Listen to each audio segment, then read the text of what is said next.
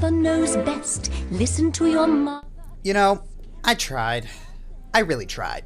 I tried to get behind the decisions that were made in this. I tried to figure out what went through the creative process in making these choices. I tried to consider multiple contexts. But no matter what I thought of, I couldn't justify why this was greenlighted. So yeah, here we have the first episode in Season 4 that I did not like. It had a ton of great ideas, had a ton of great setups, and even the potential to be my favorite episode ever, but I feel it blew it. Ugh, let me explain. So this starts out with Apple Bloom being given responsibility of looking after the farm for an afternoon. I like how these episodes are dividing up certain lessons to the Crusaders. Sweetie Belle seems to get more of the Others episodes, involving direct one-on-one relationships or with groups. Scootaloo seems to get the more self episodes, focusing on her internal conflicts. Apple Bloom's episodes seem to deal with growing up and moving into adolescence. I can't say I relate to that, given that I was a huge mama's boy and never really went through my rebellious phase or wanted more responsibility, but her conflicts are still interesting. There are plenty of things one could do with this setup. Thankfully, it didn't go towards the route of the CMC party while the adults are away and get in trouble. That plotline I've seen way too many times.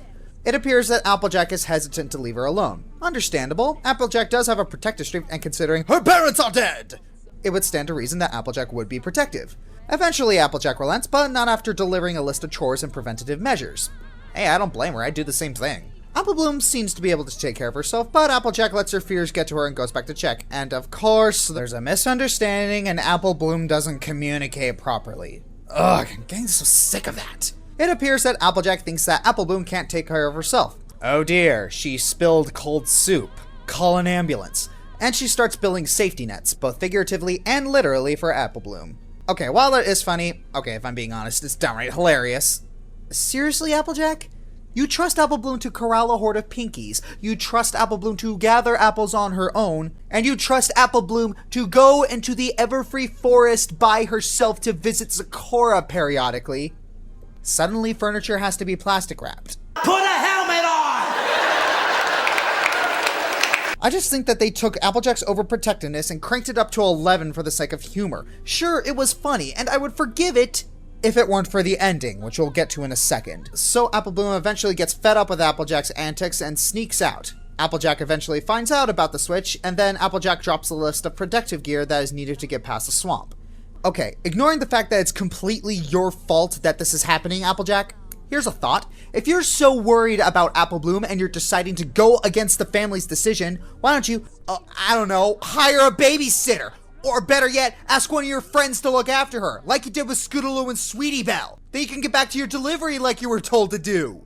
On a more positive note, the fire swamp is honestly freaking cool. What are the three terrors of the fire swamp? 1, the flame spurt. No problem. And the Chimera, also really freaking cool, especially considering how they used a tiger and not a lion. You are now entering the Chimera's Keep. Apple Bloom tries to run and actually shows a bit of cleverness here. Then the Chimera drops a line about having a sister over your shoulder all the time. Wow, that's an interesting parallel. Too bad it's not utilized and completely forgotten in the next scene. America! Yeah! Coming again to save the motherfucking day, yeah! Eventually, Applejack comes to the rescue and defeats the Chimera in a clever way. I thought she was going to do a no-holds-barred beatdown, which would have been cool, but I think it's far better she used her wits instead of her legs. And here's the part that I can't stand. The message. Applejack felt little to no remorse for pushing Apple Bloom to sneaking out. And what does she do to Apple Bloom? She tells Apple Bloom she can be trusted now. Let me rephrase that. Apple Bloom disobeys her older sibling, gets her friends into trouble, nearly costs the farm a huge sum of money, nearly gets herself killed, and is rewarded for it. Hey kids, you want to be treated like an adult? Trick your older siblings and set off on a high-risk, little-reward adventure. That'll get them to respect you. And the next thing is that Applejack got off scot-free. She disobeyed Granny Smith's orders and left their product unsold to look after Apple Bloom, which she technically failed at, and through her overprotectiveness, drove Apple Bloom to put herself in serious danger. No one's gonna call her out on this. Not even Apple Bloom. Not even herself. Applejack has repeatedly shown she's hard on herself when she makes mistakes. Nothing? And we're getting nothing? Okay guys, here's the thing. As long as an episode is funny or entertaining, I can forgive characters not being portrayed positively.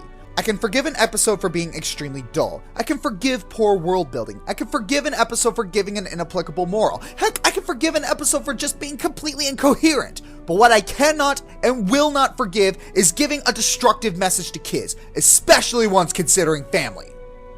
Okay, I need to calm down. I'm taking this way too seriously.